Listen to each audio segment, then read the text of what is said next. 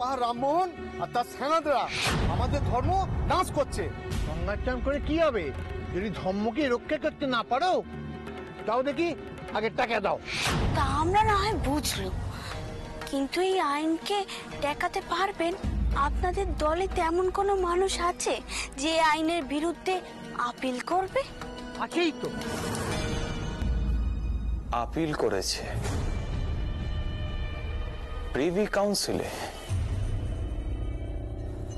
আচ্ছা রাজচন্দ্র, কোনো উকিল টুকিল ঠিক করেছে কিনা খবর পেয়েছো? না, তেমন কোনো খবর পাইনি। গঙ্গার ঘাটে ব্রাহ্মণরা চাঁদা তুলছিল, সেখান থেকে যেটুকু খবর পেয়েছি। আজ বড়লাটের সঙ্গে আমার দেখা হবে। আমি বড়লাটকে বলেছিলাম যে ওদের কার কার সাথে কথা বলার প্রয়োজন আছে। তাদের নামে আমি তালিকাও তৈরি করে ফেলেছি। রাধাকান্ত দেব, রামগোপাল মল্লিক, রামকমল সেন, ভবানীচরণ মিত্র, এদের সকলের নামে আমি লিখেছিলাম। রামমোহন বাবু, আপনি অবিলম্বে বড়লাটের সঙ্গে সাক্ষাৎ করুন। শেষে না পরিস্থিতির চাপে বড়লাট আবার পিছিয়ে আসেন। যেই আপিল করুক না কেন, সতীদাহ প্রথা বন্ধ করতেই হবে।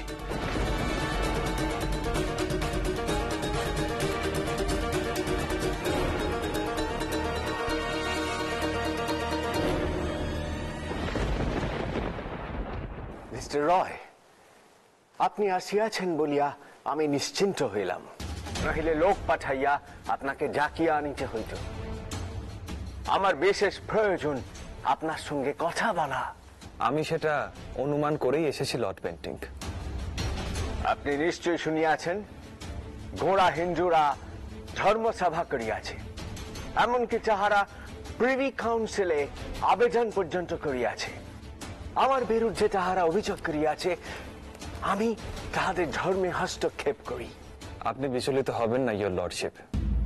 আমাদের আবেদনে এর আগের লাট সাহেবরা কেউ গুরুত্ব দেননি, কারণ তারা ছিলেন সকলেই রাজনীতিবিদ। ভেবে চিন্তে দেখে শুনে পা ফেলেছে। কেন জানেন তো? কারণ তাদের মূল উদ্দেশ্যই ছিল শুধুমাত্র দেশ শাসন করা। কিন্তু লর্ড বেন্টিং, আপনি তো সংবেদনশীল মানুষ, সাধারণ মানুষের হিতাকাঙ্ক্ষীও বটে। তাই আপনার কাছে এইটুকু সমাজ সংস্কার আশা করি। কিন্তু হিন্দু পণ্ডিতরা যদি বলে যে আমি তাহাদের ধর্মে হস্তক্ষেপ করি, মিস্টার রয়, আপনি বুঝিতে পারিতেছেন আমাকে কি কি সমস্যার সম্মুখীন হইতে হইবে। ইয়োর লর্ডশিপ, একটা মহান কাজ করতে গেলে তো বাধা আসবে, সমস্যার সম্মুখীন তো হতেই হবে। সেই সমস্যা আবার আপনা থেকেই কেটে যাবে। দয়া করে আপনি ভয় পাবেন না। ওই মুষ্টিমেয় গোড়া হিন্দু সমাজপতিদের জন্য আপনি দয়া করে এই আইন প্রত্যাহার করবেন না। আপনার কাছে আমার এইটুকুই অনুরোধ লর্ড বেন্টিং।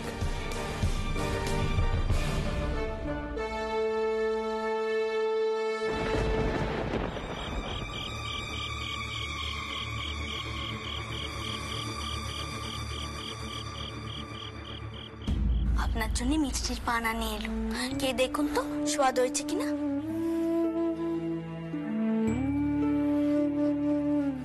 রানী, তোমার কি মনে হয় এত বড় প্রতিকূলতা কাটিয়ে বড়লাট কি পারবেন আইন প্রণয়ন করতে? নিশ্চয়ই পারবেন। জানি না তিনি পারবেন কিনা। এর আগের কোনো বড়লাট কাজটা করতে পারেননি। এদিকে ধর্মসভা বসেছিল, সেখানে সাক্ষ্য গ্রহণ করা হয়েছে, সেই সাক্ষ্য পাঠানো হয়েছে প্রিভি কাউন্সিলে। তলে তলে এত বড় ঘটনা ঘটে গেল, আমরা কিছুই বুঝতে পারলাম না। ওদের সাথে নবকৃষ্ণ দেব বাহাদুর ছিলেন বলেই ওদের এত জোর বেড়েছে।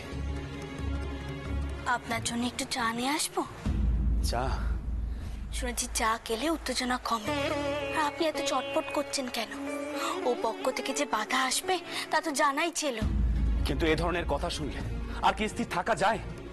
আর অস্থির হয়েও বা লাভ কি? তার চেয়ে বরং কি ঘটছে না ঘটছে সেদিকে লক্ষ্য রাখুন।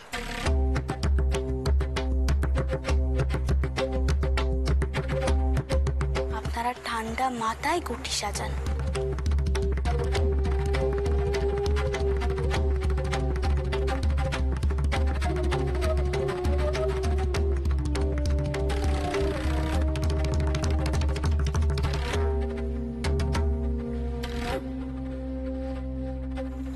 আপনার এসরাজটা নিয়ে আসবো? কতকাল গান বাজনা করেননি, গান বাজনা করলে মন কানা একটু শান্ত হবে, শান্তভাবে চিন্তা করার শক্তি পাওয়া যাবে। না থাক, আর আনতে হবে না। কতদিন বাজাই না বলো তো, বাজানোর হাতটাই তো বসে গেছে। দিদি, ও দিদি, রামমোহন বাবুর উপর নাকি আজ কত আঘাত করা হবে।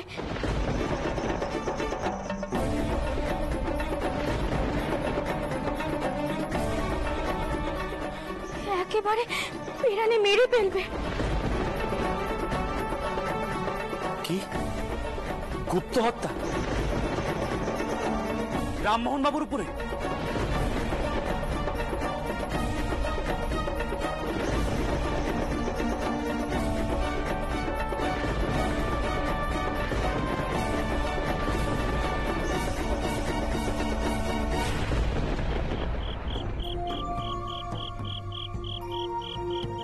গোড়া হিন্দুরা ধর্মসভা করিয়াছে, এমনকি যাহারা প্রিভি কাউন্সিলে আবেদন পর্যন্ত করিয়াছে।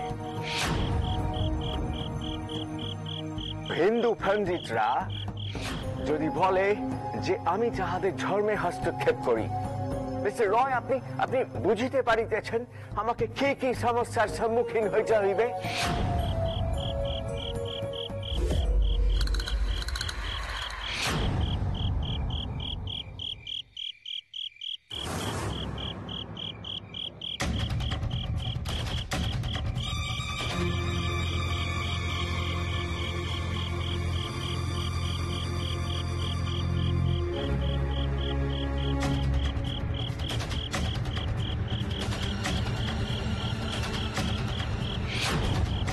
অভয়চন্দ্র, তুমি তৈরি তো?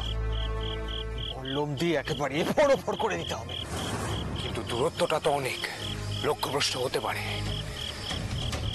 হ্যাঁ অভয়চন্দ্র, একদম ঠিক বলেছ। আর অন্ধকারও যথেষ্ট রয়েছে, আমাদের আরেকটু কাছে যেতে হবে, তাহলে লক্ষ্য ভ্রষ্ট হবে না। এসো।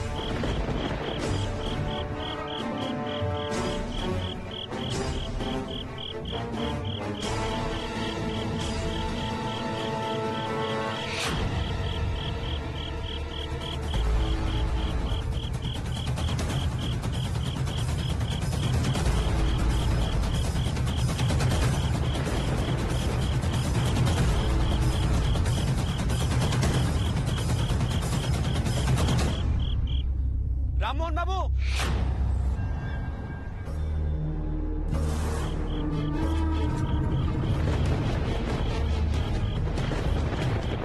রামমোহন বাবু, রামমোহন বাবু, রামমোহন বাবু, আপনি সুস্থ আছেন দেখে নিশ্চিন্ত হলাম। বেরাদার, আমি দিব্য অক্ষত আছি। কি ব্যাপার, কি বলো তো? রামমোহন বাবু, সতীদাহ নিরোধক আইন কার্যকরী হোক যারা চায় না, তারা ক্ষেপে উঠেছে। তর্কে আপনার সাথে এটা উঠতে পারছে না বলে আপনাকে প্রাণে মেরে ফেলতে চাইছে। যাকে সেসব কথা, চলুন আপনাকে বাড়ি পৌঁছে দিই। আর এভাবে রাত বিরাতে দেহরক্ষী ছাড়া একা বের হবেন না।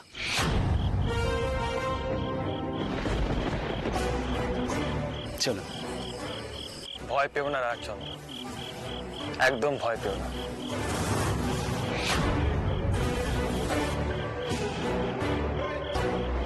সতীদাহ প্রথা নির্মূল না করা পর্যন্ত আমি মরছি না। অভয়চন্দ্র বাবু রাজচন্দ্র দাস সাথে লেঠেল রেখালি কি করছে? তার মানে তোমার মুখ দিয়ে কোনো না কোনো কথা নিশ্চয়ই বেরিয়েছে। কখনো না, কখনো যদি না হয় তাহলে ওরা এলো কি করে? আপনি কি আমাকে বিশ্বাসঘাতক ভাবছেন? হ্যাঁ, তাহলে দেখুন।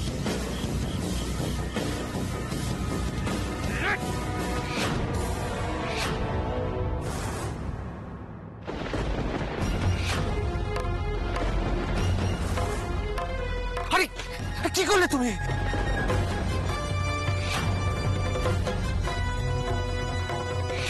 রামমোহন বাবু,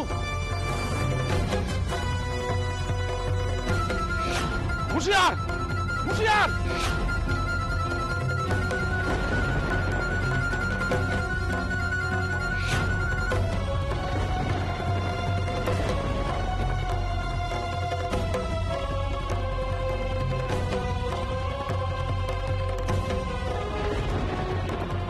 অভয়চন্দ্র, এ তুমি কি করলে? এইভাবে বললাম ছোড়ার কোনো দরকার ছিল না। এখন তো ওই বাবু রাজচন্দ্র তার সাথে লেঠেলে এদিকেই ছুটে আসবে। চলো পালাও, পালাও সবাই পালাও।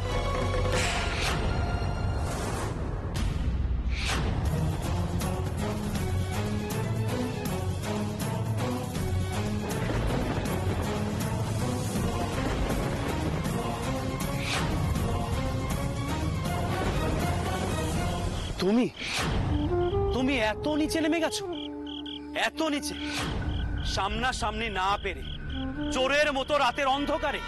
ছি!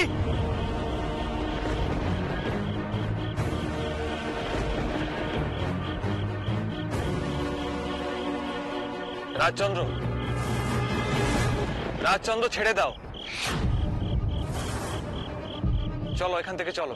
না রামমোহন বাবু, আজ এমনি এমনি এখান থেকে ফিরে যাব না।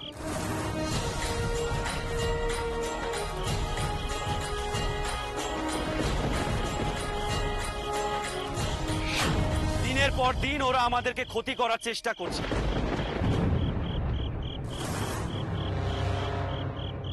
দেখো অভয়, শিয়ালের মতো লুকিয়ে চুরিয়ে আমাদের ক্ষতি করার চেষ্টা করো না।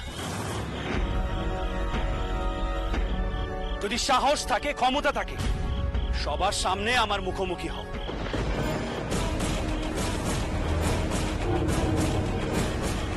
অভয়, আমার বয়স বেড়েছে ঠিকই, কিন্তু আমার লাঠির জোর এখনো কমে যায়নি।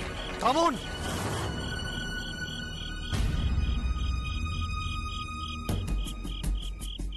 বাবু রাজচন্দ্র দাস, আপনি এভাবে আমাদের সাথে কথা বলতে পারেন না।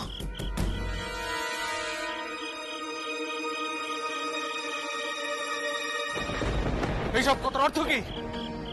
আমরা কি আপনার বাড়িতে আগুন লাগাতে গেছি, না আজ এখানে ওই রামমোহন রায়কে মারতে এসেছি? কোনটা? রাজচন্দ্র তো একবারও বলেনি যে আপনারা ওর বাড়িতে আগুন লাগিয়েছে।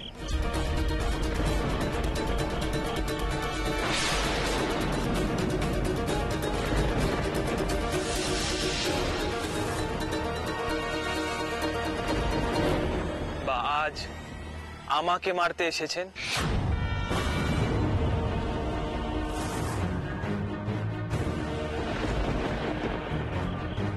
ও তো শুধু ক্ষতি করার কথাই বলেছে।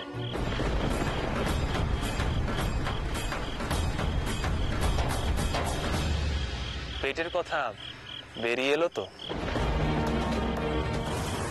তাতে কি? আমরা ভয় পাই না, কারণ আমরা ধর্মের পক্ষে, আর ধর্মের জয় নিশ্চিত। আচ্ছা, তাই বুঝি। তবে প্রমাণ হয়ে যাক ধর্ম কাদের পক্ষে।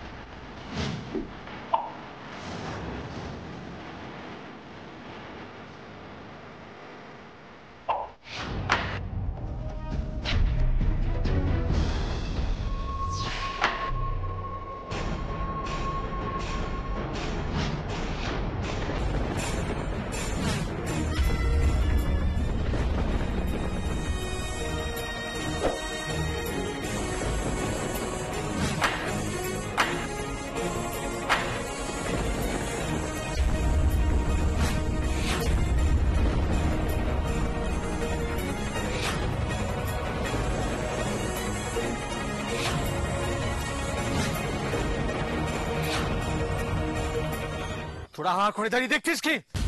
মার সব কটাকে, মার!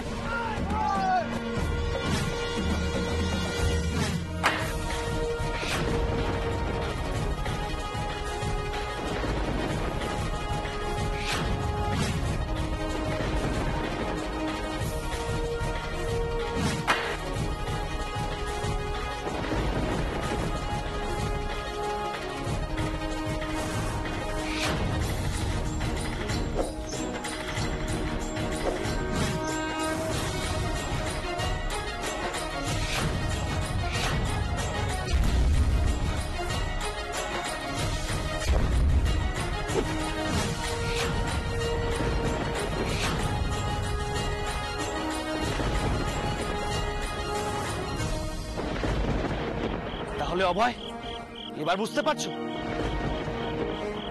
ধর্ম আর ন্যায় কাদের পক্ষে? রাজচন্দ্র, রাজচন্দ্র ছাড়ো। না, ছাড়বো না ওকে আমি। রাজচন্দ্র ছাড়ো বলছি, ছাড়ো। ওঠো, ওঠো।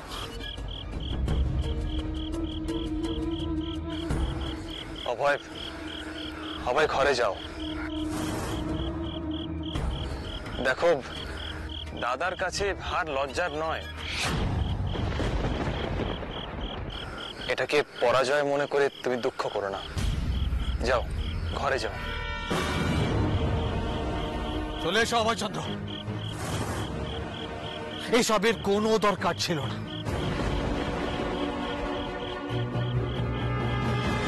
বাবু রাজচন্দ্র দাস কাজটা কিন্তু ভালো করলেন না। এরপর সময় কথা বলবে।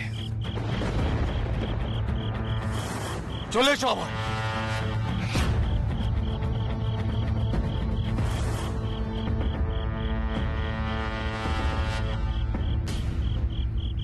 রাজচন্দ্র, তোমাকে বলা হয়নি, আমি স্থির করে ফেলেছি যে আমি বিলেতে যাব। হ্যাঁ, দিল্লির বাদশাহ আমার কাছে লোক পাঠিয়েছিলেন, তিনি আমাকে রাজা উপাধি দিয়ে বিলেতে পাঠাতে চান। বিলেতে? হ্যাঁ, বিলেতে প্রিভি কাউন্সিলে ওনার হয়ে কর আদায় ও ভাগাভাগির হিসেব নিয়ে শুধু আপিল করার জন্য ভেবেছিলাম যাব না। হাতে এতগুলো অসমাপ্ত কাজ, কিন্তু এখন তো দেখছি শুধু এখানেই নয়, ইংল্যান্ডে গিয়ে আমি নিজে সতীদাহ প্রথার বিরুদ্ধে সওয়াল করব, আর সেটাই হবে আমার প্রধান কাজ। যা খরচ খরচা তা তো বাদশাই দেবেন, আর সেখানে গিয়ে ওনার হয়ে আপিল করা ছাড়াও আমি সতীদাহ প্রথার বিরুদ্ধেও আপিল করতে পারবো। কিন্তু আপনি এখানে না থাকলে এদিকটা সামাল দেবে কে? তুমি। রাজচন্দ্র, তোমার উপর আমার পূর্ণ আস্থা আছে। এখন আমাদের কাজগুলো অনেক দ্রুত করতে হবে, যাতে ওদের স্বাক্ষরনামা ওখানে কোনো প্রভাব ফেলতে না পারে। রামমোহন বাবু, যুগ পরিবর্তন হচ্ছে, ভাবি কালের সকল মানুষ বাংলার এই নবজাগরণের প্রথম পুরুষ হিসাবে বাংলার এই রামমোহন রায়কেই মনে রাখবে।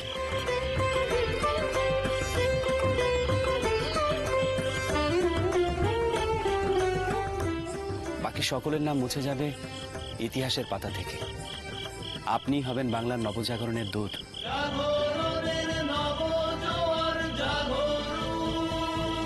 তোমাদেরও ভুলবে না বেরাদার, কারণ এই লড়াই আমি একা লড়ছি না। তোমাদের মতো বেরাদাররা পাশে না থাকলে এই লড়াই আরো কঠিন হয়ে যেত। তোমরাও নবজাগরণের সাথী।